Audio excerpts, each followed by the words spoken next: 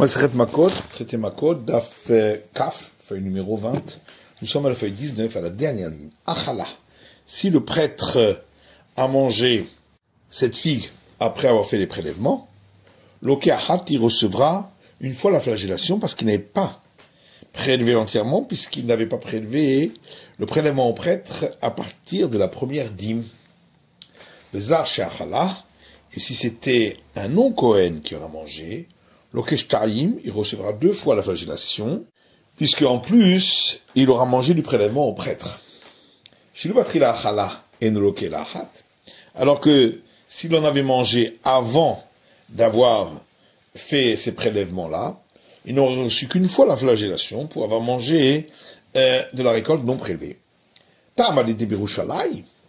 l'Agmara dit, toute la raison, c'est parce qu'on est à Jérusalem, comme il dit dans cet enseignement, et donc si on était en dehors de Jérusalem, il recevrait 3 fois la flagellation pour le fait d'avoir mangé la seconde dîme en dehors de Jérusalem. Tafagad de Lavro et Penechoma, et bien qu'il n'était pas entré à l'intérieur des murailles de Jérusalem, donc c'est une question contre l'enseignement qu'on avait vu précédemment. Et l'Agmara dit, on peut répondre qu'il avait fait entrer dans Jérusalem, et ensuite il l'a fait ressortir. Yachima il est même rat. Mais alors, qu'est-ce que on vient nous apprendre? Mais on parle du cas où il l'avait fait entrer lorsqu'on n'avait pas encore opéré les prélèvements. Et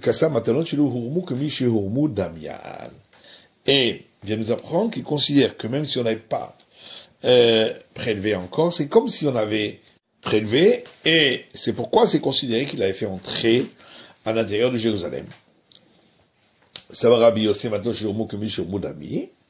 La Gemara demande est-ce que vraiment Rabbi Yossé considère que si on n'a pas encore effectué les prélèvements, on considère comme si on l'avait fait à ce sujet, Matania. Pourtant, une braïta qui dit Rabbi Shimon ben Yehuda Omer. Rabbi Shimon ben Yehuda dit Mishum Rabbi Yossé, au nom de Rabbi Yossé, il n'y a pas de discussion entre l'école de Shammai et l'école de Hillel, Perot Shelo Nigmer, Amelartan, concernant des fruits qui n'étaient pas encore arrivés au stade de prélèvement. Varou Yerushalayim, et ils étaient entrés à Jérusalem, chez Yvdé, Maaser Sheni chez Lahel, qu'il pourra racheter la seconde dîme de ses fruits, Yochal Bechol Makom, et manger ainsi cette seconde dîme partout. Toute la discussion allait à Alperot Shenigmera Melartan, dans le cas de fruits qui étaient déjà arrivés au stade de nécessité qu'on fasse les prélèvements. Ils sont entrés à Jérusalem. Que l'école de Shammai dise que la seconde dîme devra être absolument mangée à Jérusalem. L'école de Hillel dit qu'on pourra la racheter et la manger partout. Si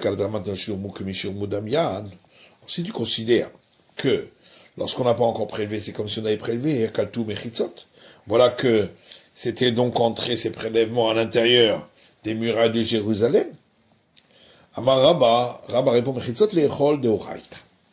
c'est de par la Torah que les murailles de Jérusalem font qu'on puisse y manger la seconde dîme. Mais que les murailles de Jérusalem font que ce qui est entré, on ne peut plus le racheter. Ça, c'est une règle d'ordre rabbinique. Et c'est pourquoi les sages ont institué cela, que lorsque la seconde dîme est effectivement déjà prélevée. Mais si elle n'était pas encore prélevée, les sages n'ont pas institué cette institution rabbinique dans ce cas-là. Ravina lui dit qu'il gagne la quitte les Bekania. Pour répondre à la question, qu'est-ce qu'alors cette braïta avait nous apprendre, qu'on avait demandé plus haut, elle parle d'un cas où on tenait la seconde dîme au bout d'un bâton, alors que soi-même on était déjà à l'intérieur des murailles, mais la seconde dîme à l'extérieur. Et de là, le Tifshot Baria de Rafapa, on répondra à la question de Rafapa, dans ce cas-là, qu'est-ce qu'il en est, et de là on en déduira que c'était ainsi comme si c'était entré à Jérusalem. Matit il Mishnah, Akoreach Korcha Berosho, celui qui fait une tonsure sur sa tête, va Mekif PA trop chaud. Et celui qui coupe les cheveux en faisant un arrondi depuis le haut du front jusqu'aux oreilles, va mâcher Pazekano. Et celui qui rase les coins de sa barbe, va Soretzrita Hat Alamet. Et celui qui pratique sur son corps une entaille pour un mort, Chayav, en tous ces cas-là, ils sont passibles de la sanction de la flagellation. Saratzrita Hat al Chamisha Metim. Si il s'est fait une entaille pour 5 morts, ou Chamesh Ritot al Metechad, ou 5 entailles pour un mort, Chayav al Kol Achad Vachat, il est passible pour chacun, et donc il recevra 5 fois la flagellation. À la roche, Shtaim, Chadbikan, Vachadbikan. Pour avoir coupé les cheveux de la tête entièrement, il recevra 2 fois la flagellation, une fois pour un côté et une fois sur l'autre. À la Zakan, Shtaimikan ou Shtaimikan, Vachat Minamata. Et pour s'être rasé entièrement la barbe, il recevra 5 fois la flagellation, 2 pour un côté, 2 pour un autre et 1 pour au milieu. Rabbi Eliezer Omer, Rabbi Eliezer dit, Initlu kulan ke'echat, si il a enlevé le tout d'un coup, eno chayav el achat, il recevra qu'une fois la flagellation. Veno chayav al shi'itlenu betar, et il ne reçoit la flagellation dans le cas de la barbe que s'il a rasé avec une lame. Rabbi Eliezer Omer, Rabbi Eliezer dit, afilu le kato bemlaket o berehitani chayav, même s'il l'a rasé avec une pince ou un rabot, il est passible de la flagellation. Gemara. Tanoura Banan, nos sages enseignent dans une braïta. Lo yikrechu. Il est écrit dans le verset, et ils ne pratiqueront pas de tonsure. J'aurais pu croire que même s'il a fait 4 ou 5 tonsures, il ne recevra qu'une fois la flagellation. C'est pourquoi le verset rajoute le mot tonsure ensuite. Pour nous dire qu'il reçoit la flagellation pour chaque tonsure qu'il a faite. Berosham, c'est écrit que ça interdit la tonsure à leur tête. Pourquoi le verset le dit? Parce qu'il est écrit dans un autre verset, ne vous tailladez pas et ne faites pas de tonsure entre vos yeux pour un mort. J'aurais pu croire que la flagellation c'est que pour ce qui est entre les yeux. Tous ces temps qu'on inclut tous les cheveux de la tête. Pourquoi le autre verset dit à leur tête, les rabots kol harosh pour inclure tous les cheveux de la tête. Mais ce verset, il est écrit concernant les prêtres, donc peut-être c'est uniquement pour les prêtres, Sheriba Bahen Akatuv Mitzot Eterot, parce que le verset leur a donné des commandements en plus. Israël Minaïn, et d'où c'est-on pour l'Israël qu'il est passible de la flagellation sur les tonsures, même ce qui n'est pas entre les yeux, mais sur la tête. Il est écrit ici concernant les prêtres, le terme tonsure, il est écrit ailleurs dans l'autre verset concernant les Israël, le terme tonsure. Et donc, de la même manière que là-bas, il doit recevoir la flagellation pour chaque tonsure, et sur la tête comme entre les yeux, et ici aussi, il sera passible de la flagellation pour chaque tonsure, et sur la tête autant qu'entre les yeux. On va aller à l'analmet, et de la manière que pour l'Israël on parle quand c'est pour un mort, pareil pour les prêtres, l'interdiction et la flagellation c'est que quand c'est pour un mort. Maintenant, c'est quoi le cas où il a fait 4 ou 5 tonsures? Il n'est pas s'il a fait l'un à la suite de l'autre, et après à chaque fois un avertissement, ce qui fait 5 avertissements pshita, c'est évident qu'il reçoit 5 fois la flagellation. Et là, donc il faut dire qu'il y avait un seul avertissement. Mimechaliev, est-ce qu'il reçoit alors pour chaque fois la flagellation? Pourtant, il y a une Mishnah qui dit, si un abstème buvait du vin toute la journée, et il recevra qu'une fois la flagellation parce qu'il y avait un avertissement. Amroulo altishte, vous chotez. S'il lui disait à chaque fois, ne bois pas, et lui à chaque fois il buvait, il sera passible de la flagellation pour chaque fois où il a enfreint l'avertissement. Et la Gemara dit l'autre, Nasha. En vérité, on a besoin du verset dans le cas où il s'est enduit sur ses 5 doigts de produit qui fait tomber les cheveux, et il les a mis d'un seul coup sur la tête, et donc l'avertissement est pour chacune de ces tonsures. Mais quelle est la mesure minimale de la tonsure pour recevoir la flagellation? Ravuna Omer Ravuna dit suffisamment pour qu'on puisse voir un peu de peau de son crâne.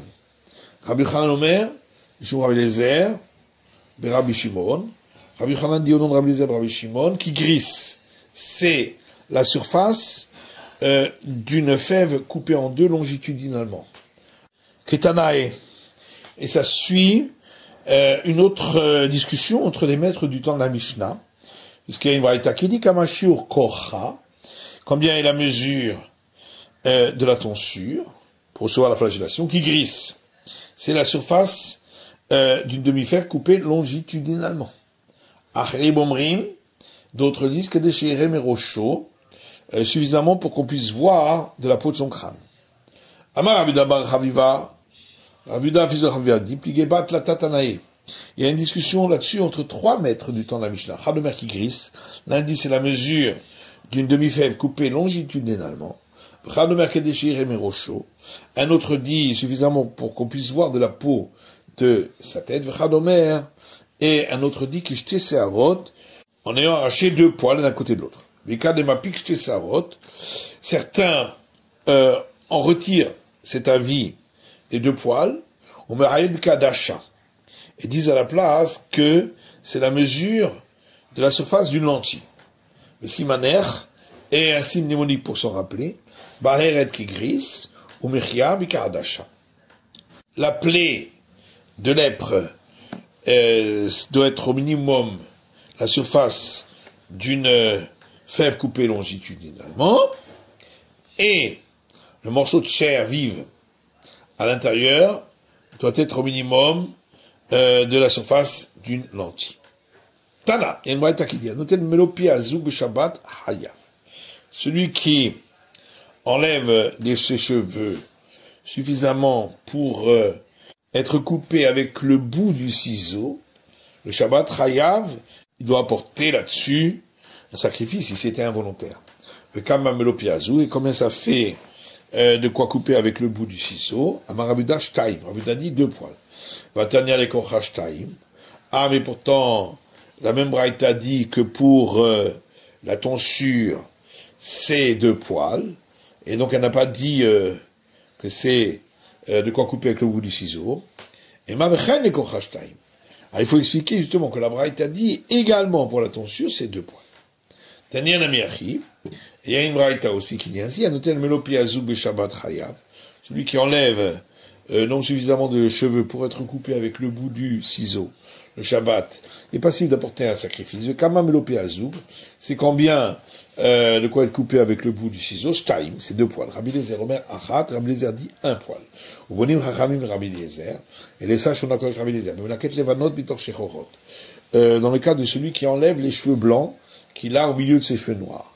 Afilo Achat, que même s'il en a enlevé que 1, Shouchayab devra apporter le sacrifice, parce que ça a une importance, puisque il veut absolument enlever ses cheveux blancs. D'abord, c'est Afilo Bechol Assour. Et cette chose-là, c'est interdite même en semaine. Parce qu'il dit l'Oilbashge Versinatisha, un homme ne s'habillera pas des vêtements d'une femme, et donc également il n'enlèvera pas les cheveux blancs des cheveux noirs, puisque c'est l'habitude des femmes. Femme qui peut être au chaud et roulé, on a vu dans la Mishnah également, celui qui fait un arrondi au niveau des coins de sa chevelure, c'est-à-dire depuis le front jusqu'en haut des oreilles. Tanou Rabbanan, nos sages ont enseigné dans une braïta, peut être au chaud, qu'est-ce que c'est le coin de la tête, sauf au chaud. C'est la fin de l'os du crâne. Mais où sauf au chaud, c'est quoi la fin de l'os du crâne? C'est celui qui enlève les cheveux qu'il a sur les côtés, pour en faire un arrondi depuis l'arrière de ses oreilles jusqu'à le haut de son front. Tanitanakame de Rav Chisda, il y a un enseignant qui rapporte une braïta, qui l'a enseigné devant Rav Chisda, en donnant l'enseignement suivant, que ce soit celui qui coupe les cheveux ou que ce soit celui à qui on a coupé les cheveux, ils reçoivent la flagellation. Je lui ai dit quoi? Et celui qui mange des dattes sur un tamis, il va recevoir la flagellation. Pourtant, qu'a-t-il fait? Celui dont on a coupé les cheveux, lui, il n'a rien fait. La Malchamani, qui c'est qui t'a donc enseigné cela? Rabudaï. C'est Rabuda, c'est le Kinalav. Il considère que un interdit qui a été enfreint alors qu'il n'avait pas besoin pour cela d'acte, on reçoit malgré tout la flagellation. On parle d'un cas où il s'est coupé les cheveux à lui-même. Et c'est là qu'il reçoit la flagellation, et ça va d'après tout le monde. Ravashi Omer, Ravashi lui donne une autre explication, mais ça y est. On parle que celui à qui on a coupé les cheveux, il a aidé l'autre en se rapprochant la tête. Et donc, il a fait un acte, et d'après tout le monde, il reçoit la flagellation. La mâcherie Perle des canaux, on a vu dans le Mishnah également celui qui rase les coins de sa barbe. Tanou Rabanan, pour ça j'ai enseigné Perle des canaux, sauf des canaux. Les coins de sa barbe, ça veut dire la fin de la barbe. Sauf des canaux, chibolet des canaux. Qu'est-ce que c'est la fin de sa barbe? C'est au niveau du menton. Et donc, ça c'est un des coins. On a vu dans la Mishnah, celui qui se fait une entaille pour un mort reçoit la flagellation. Tanou Rabanan, le sage enseigné. C'est écrit dans le verset, et une entaille, ne pas la faire. J'aurais pu croire, même s'il s'est fait une entaille à cause de sa maison qui s'est écroulée, ou de son bateau qui s'est perdu en mer, qu'il recevrait la flagellation. C'est pourquoi le verset poursuit en disant, si c'est pour une personne qui est morte, donc il reçoit la flagellation que c'est de la fait pour un mort. D'où sait-on que s'il fait 5 entailles pour un mort, il reçoit la flagellation pour chacune. Pourquoi c'est écrit et une entaille, donc de ce mot et on l'apprend. Qui reçoit la flagellation pour chaque entaille. Rabbi Yossi Omer, Rabbi Yossi dit, nous sait-on que s'il fait une entaille pour 5 morts, il reçoit, à cause de chacun d'entre eux, parce que le verset dit pour une personne morte, pour dire qu'il reçoit la flagellation pour chacune des personnes mortes pour lesquelles il l'a fait. La Gemara va affecter le veto mais pourtant, on a utilisé déjà ce mot-là pour le cas de sa maison qui s'est écroulée ou son bateau qui a coulé dans la mer, pour dire qu'il ne reçoit pas la flagellation. Ça va Rabbi Yossé Srita Ugdida Ahati. Rabbi Yossé considère que l'entaille dont a parlé ce verset et ce tailladé dont il est question dans un autre verset, dans le Deutéronome, c'est la même chose. Il va le mettre. Et là-bas, c'est déjà écrit que c'est pour un mort. C'est pourquoi le mot pour une personne morte qui est écrit chez nous est en trop pour apprendre cet enseignement. C'est la fin de l'étude du DAF CAF de la feuille numéro 20.